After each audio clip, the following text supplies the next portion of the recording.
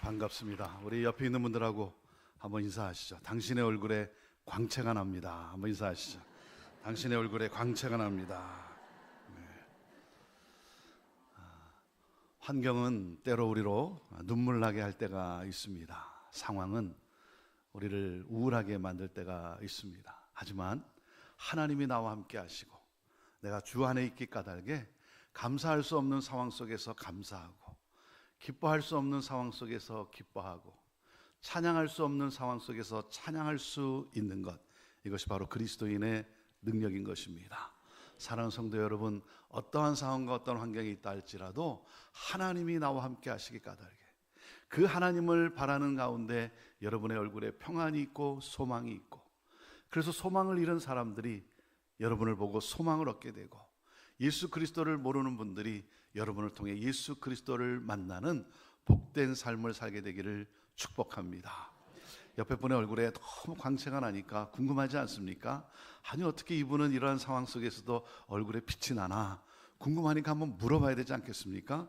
자, 이렇게 한번 물어보시죠. 혹시 송원교회 성도입니까? 이렇게 한번 물어보시죠. 혹시 송원교회 성도입니까? 네. 이것이 교회입니다. 이것이 교회입니다. 여러분의 교회에 대한 소문을 듣고, 특별히 믿지 않는 분들이 여러분의 교회에 대한 소문을 듣고 밝은 얼굴을 볼 때마다 혹시 당신은 송원교회 성도입니까? 혹시 당신은 그리스도인입니까? 이 질문을 많이 받고 하나님 앞에 서게 되기를 축복합니다. 저는 1980년 고등학생 때 부모님을 따라 미국으로 이민을 가게 되었습니다. 이민을 간 곳이 시애틀이에요. 시애틀. 여러분, 시애틀 그러면 뭐 생각나는 거 뭐 있습니까? 시애틀. 네? 아직도 잠 못 이루는 밤입니까? 시애틀 하면 형제교회가 생각이 나야 돼요. 수원 그러면 뭐가 생각이 나야 돼요? 그렇죠. 이민을 간 곳이 시애틀이고, 시애틀에서 고등학교 2년 그리고 대학교 2년 4년을 살고, 대학교 3학년 때 하나님의 부르심을 받고 LA에 있는 기독교 사립학교로 전학을 가서 그곳에서 공부하고 또 신학 공부하고 전도사, 부목사 또 이렇게 섬기고, 그러는 가운데 2000년 1월 16년 뒤에 제가 시애틀에 살 때 4년 동안 형제교회 학생이었는데 16년 뒤에 시애틀 형제교회 목사로 부임을 하게 되었습니다. 당시 28년 된 교회였고, 이제 올해가 54주년이 되는 해입니다. 목회를 시작할 때 하나님이 제게 주신 그 비전이 있었어요. 하나님이 제게 주신 그 열정이 있었어요. 그것은 바로 기성교회도 변해서 부흥할 수 있다는 모델을 창출하는 거였어요. 기성교회, 전통교회, 교회가 성장하고 부흥하는 기쁨을 누렸는데 어느 순간부터 교회가 이렇게 정체되고, 그리고 젊은이들이 빠져나가고, 교회는 점점 고령화되고, 이렇게 가다간 어느 순간 참 우리 1세대 그리고 부모 세대가 지은 그 건물도 다시 팔려나갈 수 있겠구나 생각하니까 너무나 마음이 안타까운 거예요. 많은 기성교회들이, 많은 전통교회들이 자기도 모르는 사이에 점점 어디를 향해 가냐면 장례식 날을 향해 가고 있는 거예요. 교회가 장례식 날을 향해 가고 있어요. 그러다가 어느 날 교회 문이 닫히고 건물은 팔리고. 여러분, 교회가 부활의 날을 향해, 그래서 생명의 기쁨을 누려야 되는데 많은 기성교회들이, 많은 오래된 교회들이 자기도 모르는 사이에 장례식 날을 향해 가고 있는 그러한 모습을 볼 때마다 마음이 너무나 안타까운 거예요. 그런 저에게 하나님은 기독해 하셨어요. 그래서 하나님, 제게 은혜를 한번 부어주시면 기성교회도 변해서 부흥할 수 있다는 모델을 창출함으로 수많은 기성교회들과 함께 꿈을 나누고 그들을 섬기는 그런 목회를 하고 싶습니다. 하나님은 그런 저를 2000년 1월 28년 된 형제교회에 부임케 하셨어요. 제가 형제교회에 부임할 당시 성도의 평균 연령이 60세에 가까울 정도로 노인이 많은 교회다. 노인이 많은 교회로 알려져 있었습니다. 제가 37의 형제교회를 부임했는데 그 당시 작년이 약 한 200명 출석하는 그런 교회였어요. 여러분 지금도 한국에도 그렇지만 특히 이민 교회 같은 경우 작년 200명이면 적은 숫자가 결코 아니죠. 그런데 작년 200명이 출석하는데 제가 37에 부임했다 그러지 않습니까? 근데 제 또래도 없고 저보다 젊은 사람도 없는 그런 교회였어요. 저희는 70 넘으신 분들을 백카페라고 합니다. 백카페 회원 40-50명이 앞에 이렇게 앉아 계시고 정말 이렇게 백합꽃이 활짝 피셨어요. 그리고 평균 연령 60 넘으신 13분의 장로님이 요 앞에 두 줄 이렇게 앉아 계시고, 그리고 성도님들 이렇게 앉아 계시는데 200명이 앉으면 꽉 들어차는 그 공간이에요. 제 또래도 없고 저보다 젊은 사람도 없는 그런 교회. 제가 형제교회를 부임하면서 제일 미안한 두 사람이 있었어요. 제일 미안한 두 사람. 제 두 아들이었어요. 두 아들. 초등학생하고 유치원생. 두 아들을 데리고 교회를 갔는데 놀 아이들이 없는 거예요. 함께할 아이들이 없는 거예요. 정말 교회가 변할 수 있을까? 예배를 드리면 그렇게 좋았어요. 예배를 드리면. 그런데 집에 와서 가만히 있다 보면 마음이 점점 공허해지기 시작하는 거예요. 정말 교회가 변할 수 있을까? 내가 교회에 대해서 이렇게 외치는데 우리 백합 회원들, 우리 어르신들이 그것을 이해하고 그리고 함께 이 비전을 향해 함께 갈 수 있을까? 제게는 어떤 느낌이었냐면 마치 양로원 같이 느껴지는 그런 교회였어요.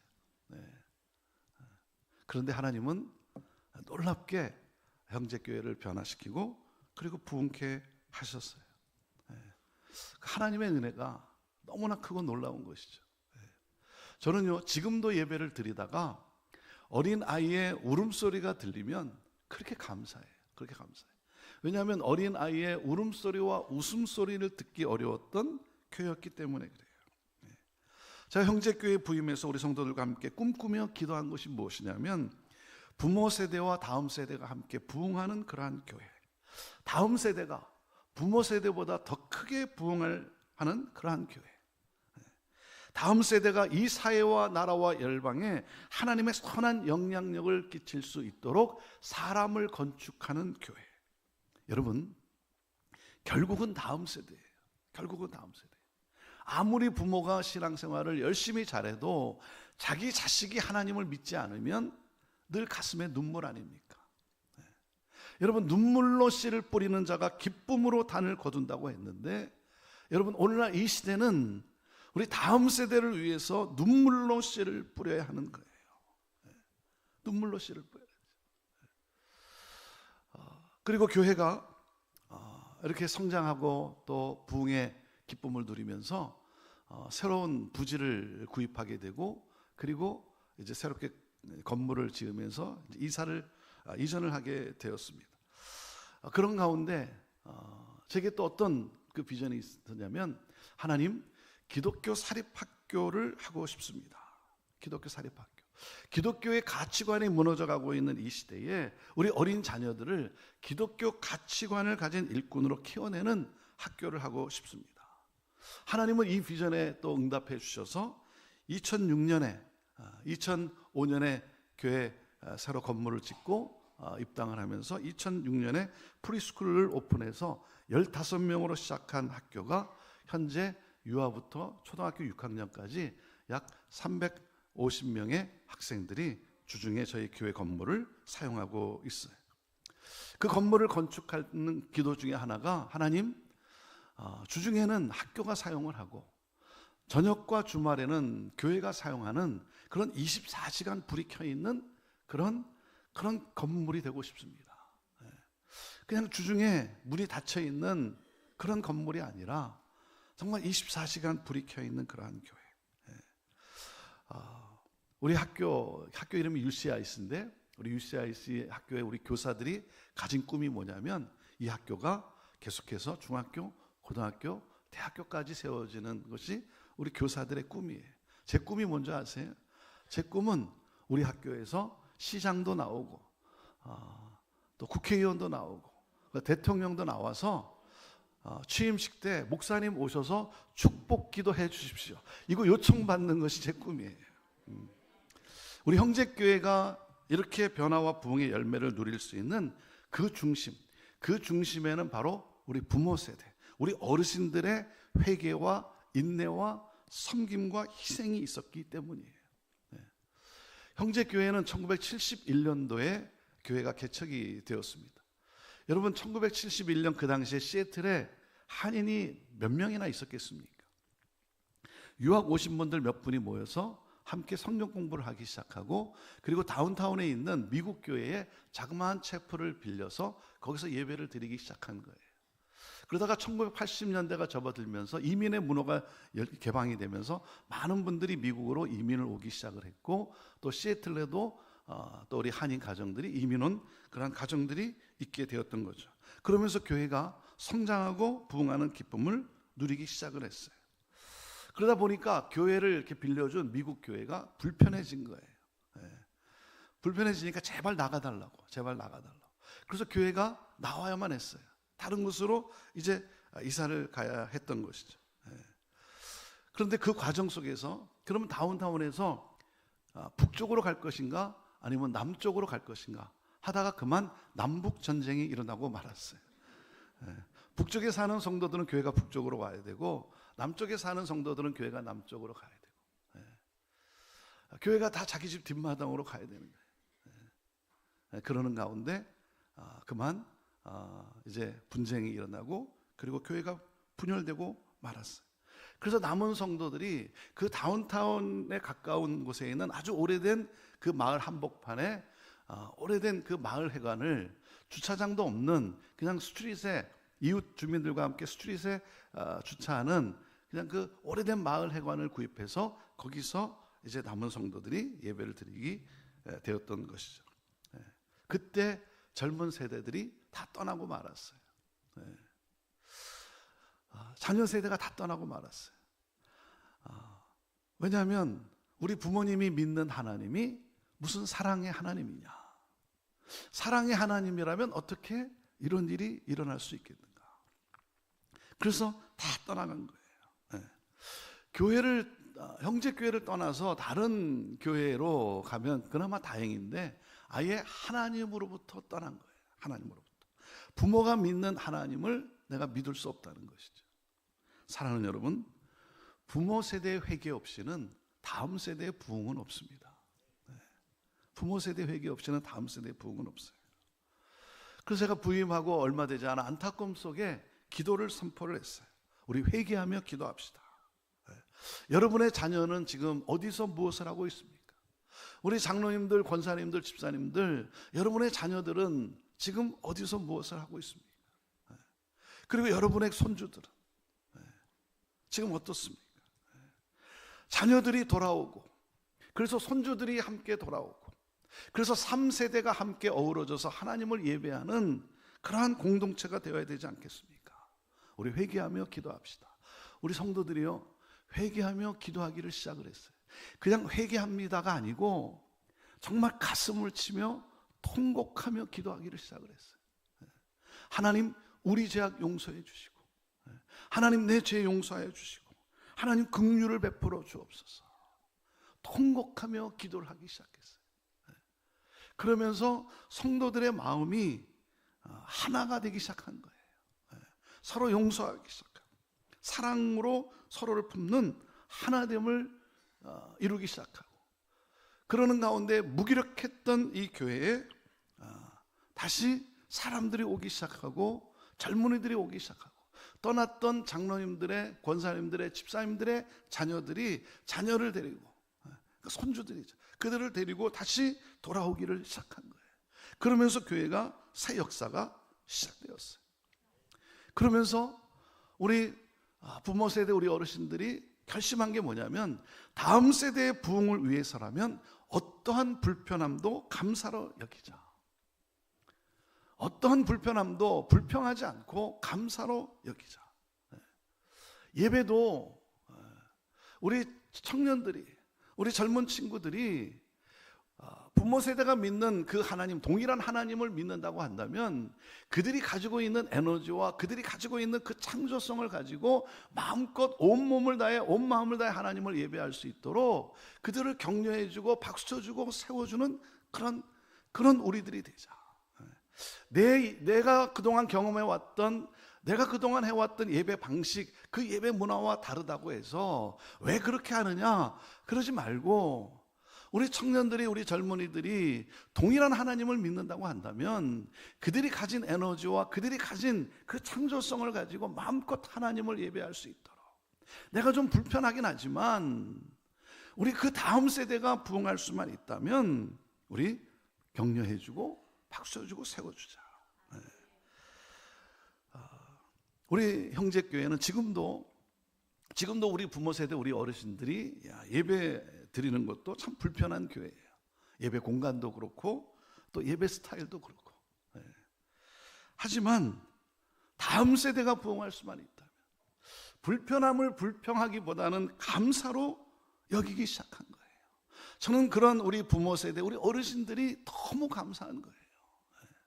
그리고 한 걸음 더 나아가서 생각이 바뀌었어요. 생각이 어떤 변화가 주어지면 그것을 불평하기보다는 감사로 여기는 것뿐만 아니라 한 걸음 더 나아가서 이러한 변화를 이야기할 때, 그럼 나는 어떻게 기여할 수 있는가? 나는 이 상황에서 나는 어떻게 기여할 수 있는가? 우리 어르신들의 생각이 바뀌기 시작한 거예요. 여러분, 불편하면 사람이 불평을 하게 돼 있어요. 이게 짜증이 나게 돼 있어요. 그렇지 않습니까? 그런데 여러분 한번 생각해 보세요.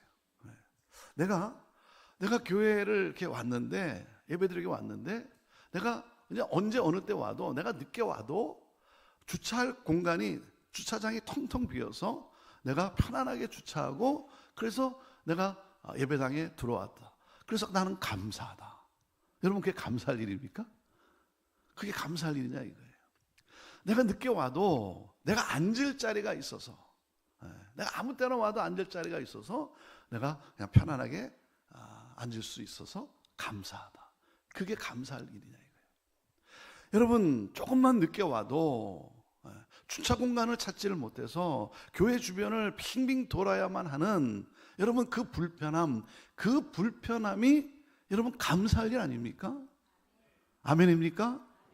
우리 옆에 있는 분에게 한번 이렇게 얘기해 주세요. 불편해서 감사합니다. 한번 이렇게 얘기해 주세요. 불편해서 감사합니다.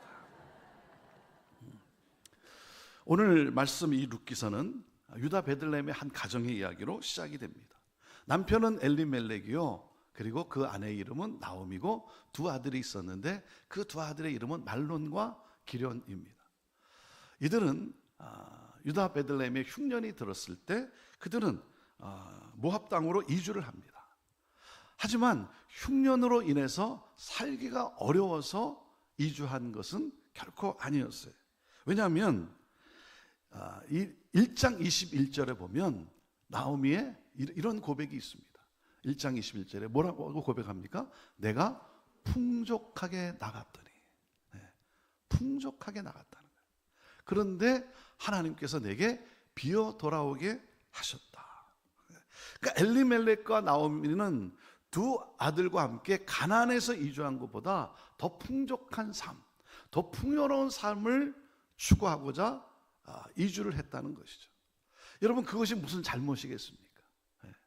인간의 가장 기본 욕구 아니겠습니까? 더 나은 삶, 더 풍족한 삶을 살기를 원하는 것. 자, 그런데 문제가 뭡니까? 문제가 뭐냐면 어디로 이주했다는 거예요? 모압으로 이주했다는 거예요. 모압으로. 여러분, 모압이라는 것은 어떤 곳이냐면 이스라엘에게 성적 타락은 물론이고 우상을 숭배하게 한 민족이에요. 그래서 신명기 23장 3절에 하나님은 이렇게 명하셨어요. 암몬 사람과 모압 사람은 여호와의 총회에 들어오지 못하리니 그들에게 속한 자는 10대뿐 아니라 영원히 여호와의 총회에 들어오지 못하리라 라고 하나님은 명하셨어요. 하나님께서 너희는 결코 모압과 함께하지 말라고 명하셨어요. 그렇기 때문에 유대인으로서 모압으로 간다는 것은 있을 수 없는 일이에요. 더군다나 두 아들이 장성했을 때 모압 여인에게 장가를 보냅니다. 이방 여자, 하나님을 믿지 않는 여자들과는 결혼하지 말라고 하는 하나님의 명령을 어깁니다. 무슨 말입니까? 엘리멜렉은 자기 마음이 원하는 대로 선택을 했다는 것이죠. 자, 그것을 어떻게 알 수가 있습니까? 여러분, 룻기 1장 1절이 어떻게 시작이 됩니까? 룻기 1장 1절 이렇게 시작이 돼요. 사사들이 치리하던 때에, 이렇게 시작이 돼요. 사사들이 치리, 사사시대였다는 거예요. 사사시대의 키워드가 뭡니까? 각기 자기의 소견에 옳은 대로 행하였다는 거죠. 자기의 소견에 옳은 대로, 자기 뜻대로, 자기가 원하는 대로 선택을 했다는 거죠. 엘리멜렉의 이름의 뜻은 여호와는 나의 왕이시다는 뜻이에요. 여호와는 나의 왕이시다. 하지만 나의 왕 되신 하나님께 묻지 않고 자기 마음대로 결정했어요. 그러니까 엘리멜렉도 자기 소견에 옳은 대로 선택을 했다는 거죠. 하나님이 내 인생의 주인이 아니라 내가 내 인생의 주인이 되어서 내가 원하는 대로 결정하며 살았다는 거예요. 세상의 가치를 따라. 자, 결론이 뭡니까? 흉년이에요. 더 큰 흉년을 맞고 맙니다. 그래서 모압 땅으로 이주한 지 얼마 되지 않아 이 나오미의 남편 엘리멜렉은 세상을 떠납니다. 나오미는 과부로서 두 아들을 키우며 살았어요. 남편을 잃은 아픔 속에서도 두 아들을 바라보며 정성으로 키워 장가도 보냈는데 두 아들도 그만 죽고 맙니다. 잘 살기 위해 모압 땅으로 온 결과가 이렇게 된 거예요. 남자란 남자는 다 죽고 과부 셋만 남았어요. 자식도 없고 재산도 다 잃었어요. 하나님을 떠나 내 마음이 원하는 대로 선택한 삶의 결과였던 것이죠. 여러분, 부모가 원하는 게 뭐겠어요? 부모가 원하는 것은 자녀들이 성공하는 것이죠. 자녀들이 성공하는 것. 근데 여러분, 무엇이 자녀들이 성공하는 길입니까? 무엇이 자녀들이 성공하는 길이에요? 여러분, 믿음의 사람으로 키우는 거예요. 믿음의 사람으로 키우는 거. 여러분, 자녀들에게 아무리 많은 유산과 좋은 환경을 물려주었다 할지라도 하나님을 모르는 자로 키우게 된다면 그 부모의 인생은 실패한 인생인 거예요.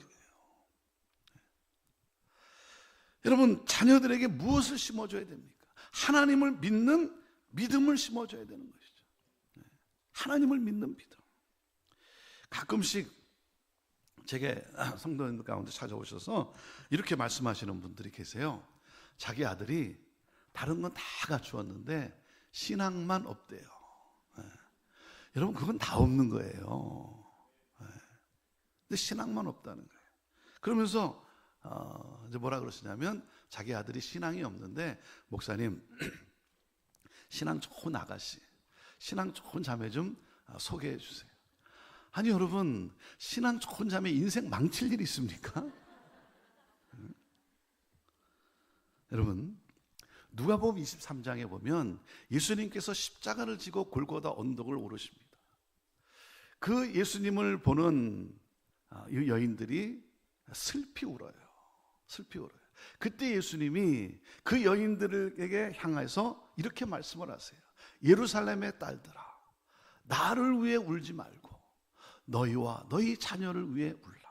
그렇게 말씀을 하세요. 예수님은 그 자녀들이, 앞으로 그 자녀들이 당할 고통을 생각하면서 아파하셨던 것이죠.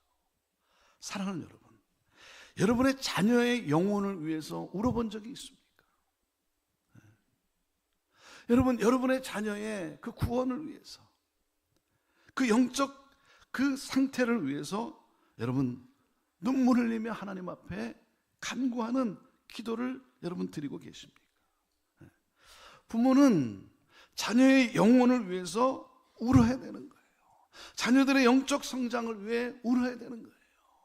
하나님 앞에 정말 눈물로 간구해야 하는 것이죠. 그렇지 않으면 여러분은 여러분의 자녀를 사망의 길로 내몰고 있는 거예요.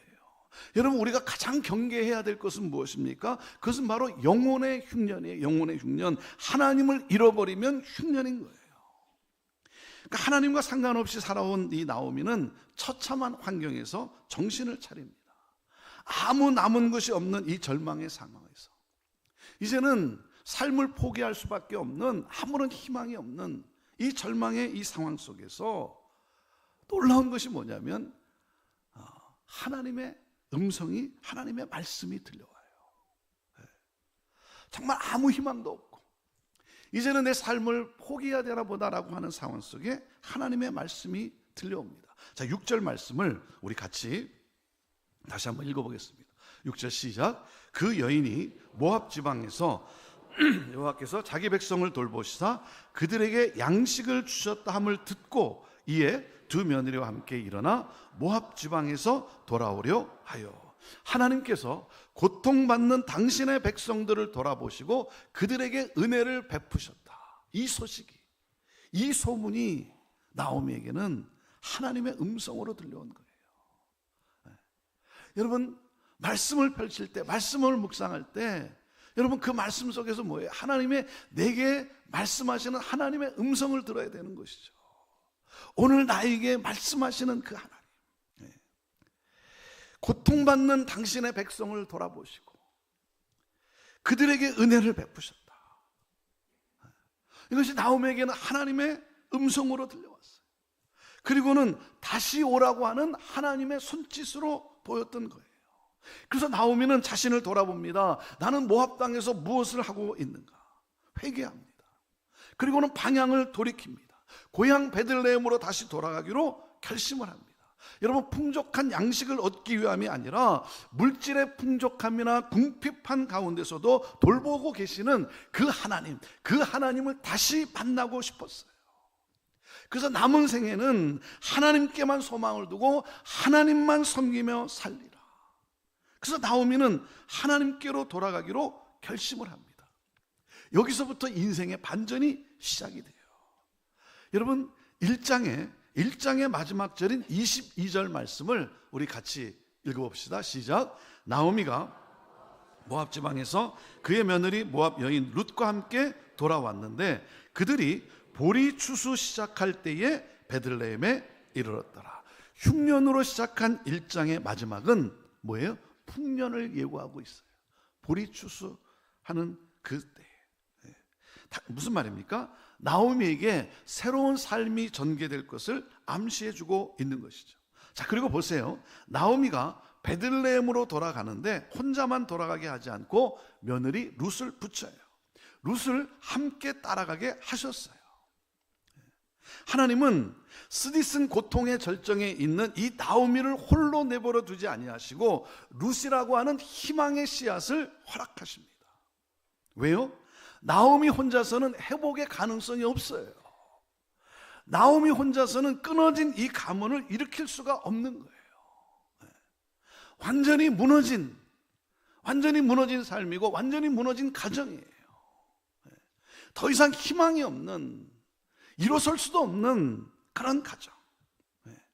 그런데 우리 하나님은 뭐예요? 우리 하나님은 그런 우리를 결코 홀로 내버려 두지 않으신다는 거예요. 그래서 하나님은 며느리 룻을 붙여서 룻에게 기업을 갚아줄 수 있는, 빚을 갚아줄 수 있는 보아스라고 하는 사람을 만나게 하십니다. 룻이 양식을 얻고자 밭에 들어가서 이삭을 줍는데 그 밭이 누구의 밭이었다고요? 보아스의 밭이었다는 거예요. 이것이 우연입니까? 우연히 보아스의 밭에 들어갔고 그때 마침 보아스가 거기 있었다. 여러분, 우연입니까? 운이 좋아서입니까? 아니죠. 사람의 입장에서는 우연이라고 말할 수 있지만 하나님의 입장에서는 준비된 하나님의 섭리였다는 사실이에요. 나오미와 나오미 가정을 구원하시는 하나님의 세밀한 계획과 섭리라고 하는 것이죠. 나오미 가정에 끊어진 그 가문, 그 다음 세대를 잇고자 하시는 하나님의 일하심, 하나님의 열정이라고 하는 것이죠. 그래서 이 보아스는 이방 여자 룻을 아내로 맞이합니다. 그리고 룻은 아들을 낳게 되는데 이름은 오벳입니다. 하나님은 나오미 가정의 회복을 위해 기업 물을 자 보아스를 예비하셨고 보아스와 룻을 통해 상속자를 허락하신 거예요. 죽은 두 아들을 가슴에 묻고 쓰린 눈물을 삼켜야 했던 이 나오미는 손자를 안고 기뻐합니다. 하나님의 측량할 수 없는 은혜가 나오미에게 임했던 것이죠. 그 아들을 통해 그 오벳이라고 하는 그 아들을 통해 나오미와 나오미의 가정을 놀랍게 회복시키셨어요. 그리고 하나님의 은혜는요, 여기서 멈추질 않습니다. 여러분, 룻기는 4장으로 되어 있어요. 이 룻기의 마지막 4장 마지막 절 21절과 22절 말씀을 같이 읽어볼까요? 시작. 살몬은 보아스를 낳았고 보아스는 오벳을 낳았고 오벳은 이새를 낳고 이새는 누구를 낳았더라? 다윗을 낳았더라 그래요. 그들의 계보는 오벳에서 이새로 그리고 다윗으로 이어집니다. 뭐라고요? 그저 룻이 보아스와 결혼해서 아들을 낳았다, 그래서 행복하게 살았다, 여러분 그렇게 끝나지 않습니다. 룻을 통해 이스라엘의 가장 위대한 왕 다윗이 태어나요. 놀라운 일이죠. 누가 이런 일이 일어날 것이라고 상상이나 했겠습니까? 누가 이런 일이 일어날 것이라고 생각이나 했겠습니까? 그것도 이방 여자, 모압 여인 이방 여자 룻을 통해서 이스라엘의 가장 위대한 왕이 탄생하는 거예요.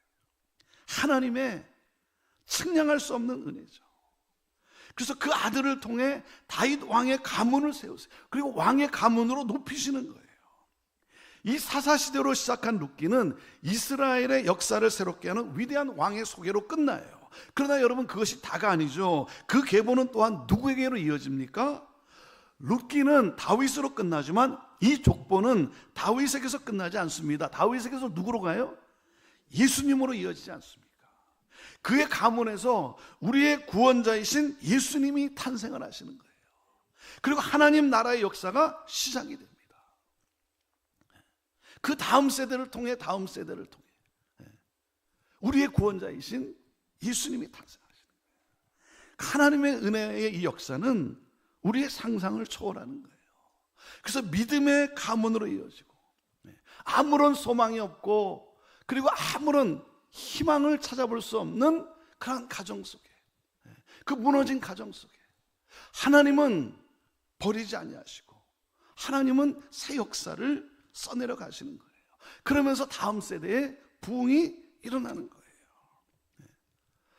저는 우리 형제교회가 정말 다음 세대를 외치고 우리 부모 세대 그리고 우리 어르신들이 참 눈물로 기도하고 그렇게 땀을 흘리고 수고한 이 다음 세대라고 하는 다음 세대 부흥을 위해 수고한 그러한 것들이 20년이 지나면서 하나님이 열매를 보게 하시더라고요. 20년이 지나면서 열매를 보게 하세요. 여러분, 2020년 코로나 팬데믹이 시작되지 않았습니까? 코로나 팬데믹이 시작되면서 교회가 셧다운되고 모든 사역들이, 준비했던 사역들이 다 취소해야 되는 그러한 상황을 맞이하지 않았습니까? 조금 지나면 나아지겠지 하는데 결코 나아지질 않는 거예요. 그래서 준비했던, 계획했던 사역들이 하나씩 하나씩 취소할 수밖에 없는 그런 상황이 되고 말았죠. 그러면서 저희 교회는 7월 달에 2주간 여름 성경학교를 합니다. 여름 성경학교는 그래도 할 수 있겠지 했는데 5월 초가 됐는데 전혀 이 코로나 이 팬데믹이 나아질 기미가 보이지 않는 거예요.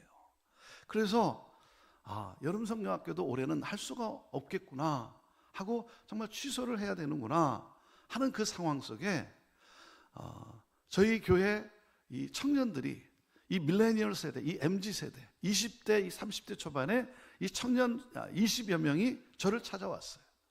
저를 찾아와서 뭐라 그러냐면, 목사님, 이번에 여름 성경학교를 할 수 없을 것 같은데 자기들을 믿고 맡겨주면 자기들이 영상으로 준비를 해서, 그래서 우리 꼬마들이 여름 성경학교를 할 수 있도록, 온라인으로 여름 성경학교를 할 수 있도록 자기들이 그렇게 준비하겠다는 거예요. 그게 얼마나 감사합니까? 그들 가운데는 태어나서 부모의 품에 안겨 교회에 나와 제가 품에 안고 제가 축복 기도를 해준 그런 친구들도 있고, 저희 교회에서 어렸을 때부터 자란 친구들이에요.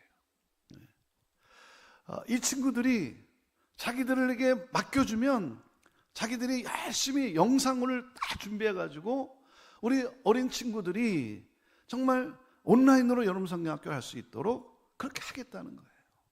그러니까 너무 감사하죠. 그래서 우리 부모들은 그들을 위해 이 준비를 하는 걸 위해 기도하고, 그리고 또 물질로, 재정으로 또 서포트하고, 이들은 자기들이 가지고 있는 그 달란트를 사용을 해서 열심히 2개월 동안 열심히 준비를 하고, 그래서 7월 달에 온라인으로 여름 성경학교를 하는데, 저희들이 대면으로 여름 성경학교를 하면 750명에서 800명의 아이들이 여름 성경학교를 합니다. 근데 온라인으로 여름 성경학교를 하니까 2,000명이 넘는 학생들이 이 온라인으로 여름 성경학교를 하게 된 거예요. 온라인으로 할 수 없는 그러한 주변의 교회들이 함께 참여해가지고 2,000명이 넘는 아이들이 하게 된 거예요. 그러면서 교회들이 참 감사하다고 그렇게 인사를 하는 거예요. 그러니까 이것이 우리 교회의 아이들만을 위한 것이 아니라 결국은 뭐예요? 교회를 섬기는 사역이 되었더라고요. 교회를 섬기는 사역. 그리고는 2021년이 시작되는데 2021년 1월 달에 이 친구들이 또 찾아왔어요.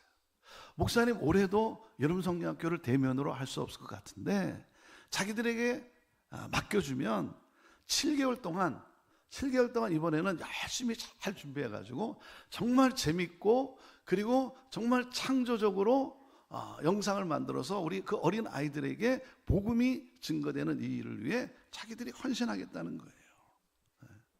그러니 얼마나 감사합니까?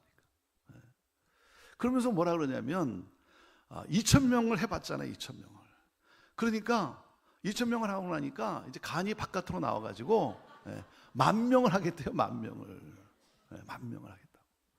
그래서 또 우리 부모들은, 부모 세대들은 위해서, 이들을 위해서 중보하며 기도하기 시작하고, 또 재정으로 서포트하고, 이들은 또 열심히 7개월 동안 준비를 하고, 그러면서 그해 10,000명이 넘는 아이들이 여름성학교에 참여하게 된 거예요.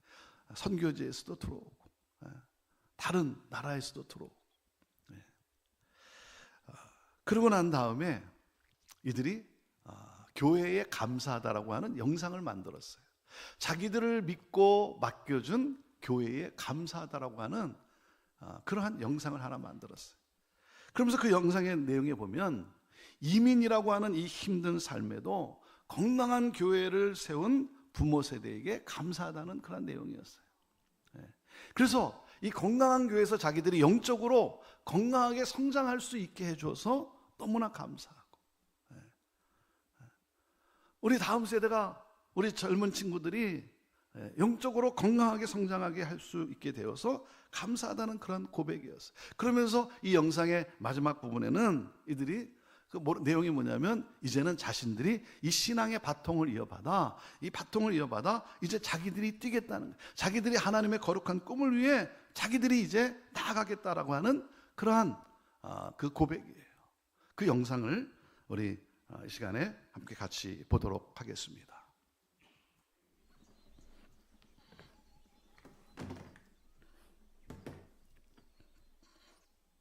아직도 꿈만 같습니다.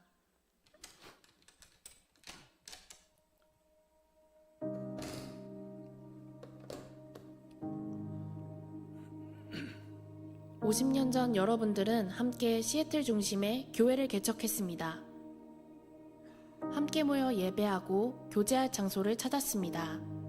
모든 것 위에 그리스도의 사랑이 중심이 될 공동체, 가족이 함께 성장하고 친구들을 만나며 삶이 영원히 변할 수 있는 곳이었습니다.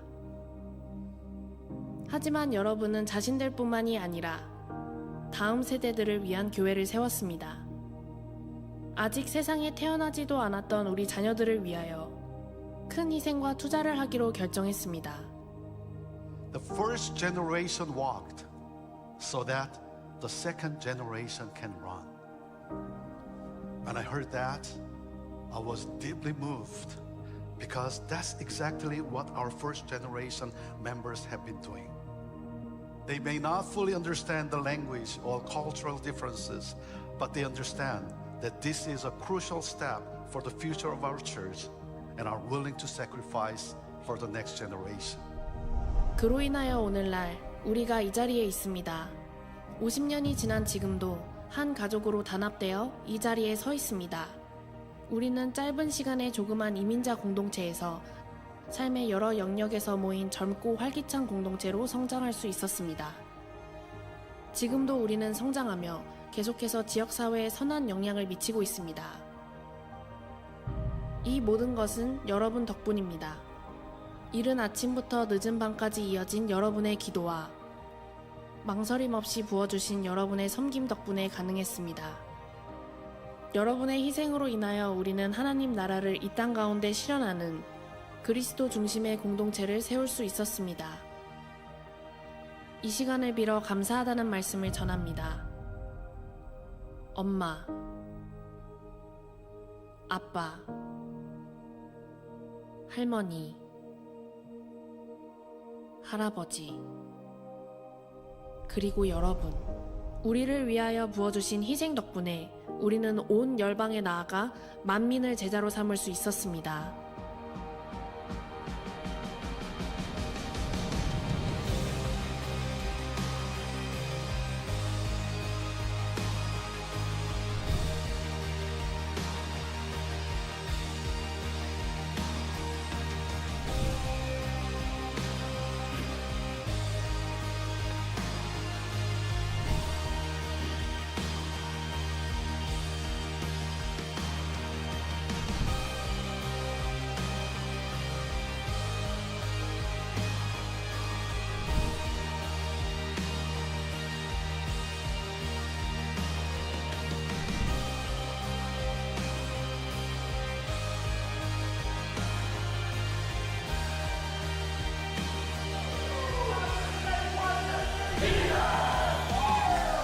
이제 시작합니다. 우리가 달릴 때입니다. 그 어떠한 도전에도 준비가 되었습니다. 우리 하나님께 우리 감사의 박수 함께 같이 올려드립시다. 저는 이 영상을 볼 때마다 이렇게 고백해주는 우리 젊은 친구들이 있어서 너무나 감사한 거예요. 이렇게 교회를 위해서 이렇게 고백해주는 그러한 청년들이 있어서 감사하고, 이것이 현재 평재교회의 모습이어서 감사하고, 그리고 앞으로도 계속해서 우리의 미래가 이렇게 되기를 기도하고 있습니다. 여러분, 다음 세대를 위한 사역은 교육부만의 사역이 아니라 교회 전체의 사역이에요. 교회 학교의 사역은 교육부만이 하는 것이 아니라 교회 전체가 매달려야 되는 사역인 거예요. 우리 다음 세대를 세우기 위해서 우리 어르신들, 우리 부모 세대 정말 위해서 기도로 함께 해주고, 또 필요한 재정으로 서포트 해주고, 또 몸으로 섬겨주고, 양로원같이 느껴졌던 교회, 그러한 교회를 회복시켜 주시고, 어린아이의 울음소리와 웃음소리조차 듣기 어려웠던 교회를 회복시켜 주시고, 다음 세대를 세우시고 새 역사를 써내려 가시는 이 하나님의 이 놀라운 은혜, 여러분, 나오미의 삶을 회복시키신 하나님이 오늘 여러분의 삶에도 역사하고 계십니다. 그래서 우리의 과거가 어떠하든, 내가 어떤 삶을 살았든 하나님께로 돌아오는 자에게 그 한없는 자비와 긍휼을 아끼지 아니하시는 그 하나님께로 돌아오기만 하면, 하나님을 바라며 그 하나님을 믿는 그 믿음을 주님 앞에 나타내 보이기만 하면 우리의 마음을 치유해 주시고, 우리의 삶을 회복시켜 주시고, 그리고 기쁨으로 넘치게 해 주시고, 절망 가운데 있는 전혀 가능성이 없는 그 가정을 회복시켜 주시고, 그리고 자녀 세대를 일으켜 주시는, 그러므로 온 인류를 향해, 나라와 민족과 열방을 향해 그 회복과 그 구원을 향해 나가게 하시는 그러한 하나님. 여러분, 여러분의 인생에 흉년이 들었습니까? 여러분의 인생에 어떤 고통이 있습니까? 어려움이 있습니까? 그렇다면 여러분, 다른 것 아니에요. 하나님께로 돌아가는 거예요. 하나님을 붙드는 거예요. 하나님께 매어 달리는 거예요. 하나님께 매어 달리면 흉년을 풍년으로, 슬픔을 기쁨으로, 절망을 소망으로 회복시켜 주시는 하나님, 그리고 예수 그리스도의 계보를 잇는 그 믿음의 가문이 되게 하시는 그 놀라우신 하나님. 그래서 여러분의 삶은 하나님께로 여러분 돌이키기만 하면, 하나님을 붙들기만 하면 여러분의 삶은 하나님 나라의 역사가 될 거예요. 하나님은 여러분의 인생에 풍년을 경작하시는 하나님이세요. 하나님은 여러분의 교회에 풍년을 경작하시기를 기뻐하시고 역사하시는 하나님이신 것이죠. 우리 하나님이 누구십니까? 여러분, 나갔던 자식이 돌아오기를 늘 기다리시며 안타까워하시고 애타하시는 그 하나님, 그 돌아오는 그 아들을 보는 순간 달려가 끌어안고, 그리고 뭡니까? 그 아들의 인생을 회복시키지 않습니까? 그분이 저와 여러분이 믿는 하나님인 거예요. 여러분, 하나님을 붙들기만 하면, 그래서 우리가 이렇게 새벽을 깨우는 것도 뭐예요? 하나님 앞에 내 믿음을 드리는 것 아닙니까? 하나님만이 내 삶의 구원자시고 하나님만이 내 삶의 풍년을 경작하시는 하나님이심을 믿습니다라고 하는 이 믿음의 고백으로 하나님 긍휼을 베풀어 주옵소서, 하나님 은혜를 베풀어 주옵소서, 하나님 정말 아무런 희망도 없고 소망도 없는 그러한 깨어져가는 그러한 우리 가정이지만 나오미의 이 인생, 나오미의 가정을 회복시키셨던 하나님 주께 매달리오니, 주를 붙드오니 하나님 주께서 새롭게 하실 것을 믿습니다. 이 기도의 씨름 아닙니까?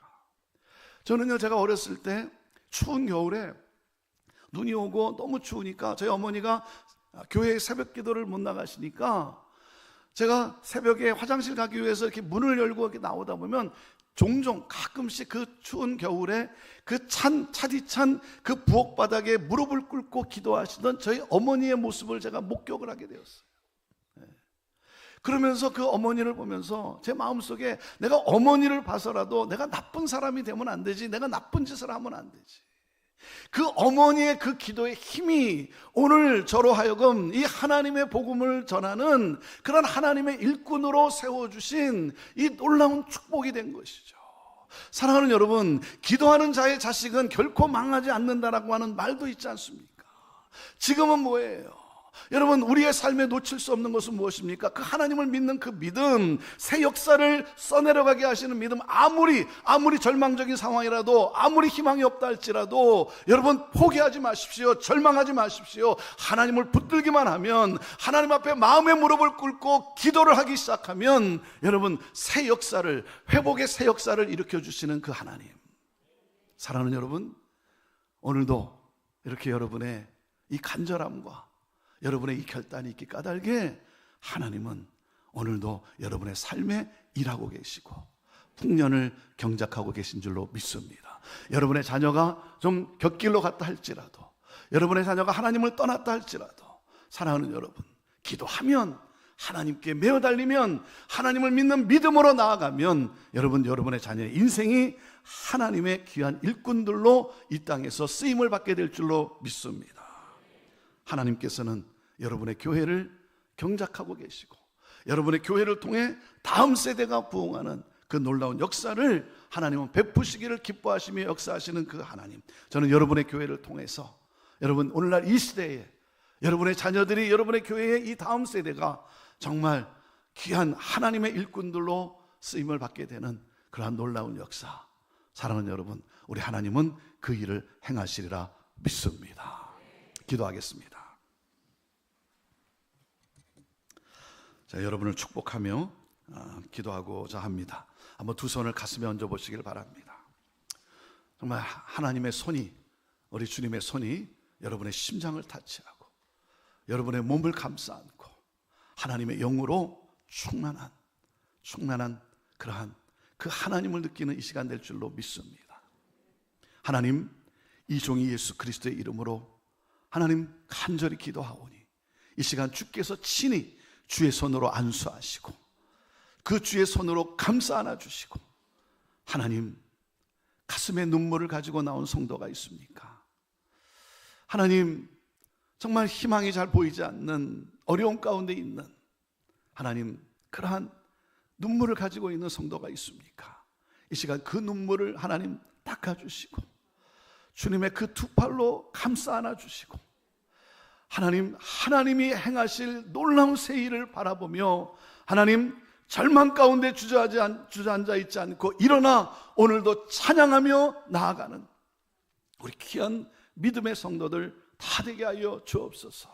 그러므로 하나님이 행하셨습니다라고 간증하는 삶이 될 줄로 믿습니다. 오 주의 하나님 아버지, 이 시간 이 새벽을 깨우며 하나님, 이 짧은 시간이지만 우리의 믿음을 주께 드리며 간구하는 우리 사랑하는 성도들, 하나님 정말 믿음 가운데 살기를 원하고 하나님의 쓰임받는 그러한 삶이 되기를 원하고 하나님이 기뻐하시는 가정이 되기를 원하고 하나님이 정말 들어 사용하는 귀한 우리 자녀들 다음 세대가 되기를 원하며 기도하는 우리 사랑하는 성도들의 이 기도를 들으시고 하나님께서 놀랍게 새 일을 행할 것을 믿습니다. 주를 위하여 살기로 하나님 결단하며 나아가오니 하나님, 육신의 연약함, 질병으로 고통당하는 우리 사랑하는 성도들, 하나님 그 연약한 몸도 고쳐 주옵소서. 회복해 하여 주옵소서. 예수 그리스도의 이름으로 명하노니 우리 사랑하는 성도들을 괴롭히는 고통 가운데 내모는 어둠의 권세들아, 이 사탄의 세력들아, 예수 그리스도의 이름으로 명하노니 쫓김을 받게 될지어다. 쫓김을 받게 될지어다. 주를 위해 살기를 원하오니 하나님 아버지, 부족한 것 부족하지 않도록 하나님 채워주시고 하나님 넘치게 부어주셔서 하나님 나라를 위하여 힘있게 섬기며 하나님 그 열매를 맛보는 삶이 되도록 우리 하나님 복내려 주옵소서. 하나님 오늘도 하나님 비록 힘들고 어렵다 할지라도 상황 속에 갇히지 않게 하시고 찬양하며 감사하며 기뻐하며 하나님 오늘도 그리스도의 빛을 발하는 우리 귀한 믿음의 성도들 하나님 주께서 마음껏 들어 사용하여 주옵소서. 우리 성원교회를 하나님 48년 전에 이 땅에 세우시고 여기까지도 하나님의 놀라운 은혜로 인도하신 하나님 아버지, 하나님 성원교회를 통하여 특별히 하나님 우리 다음 세대 가운데 하나님의 귀한 인물들이 세워져 가는 줄로 믿습니다. 하나님 마음을 같이하여 기도하며 하나님 함께 하나님 아버지 정말 주님 나라 확장을 향하여 나아가는 우리 모든 성도들 주의 몸된 교회 되게 하여 주옵소서. 그렇게 하실 주님을 찬양합니다. 감사합니다. 영광 받으옵소서. 예수님의 이름으로 기도합니다. 아멘.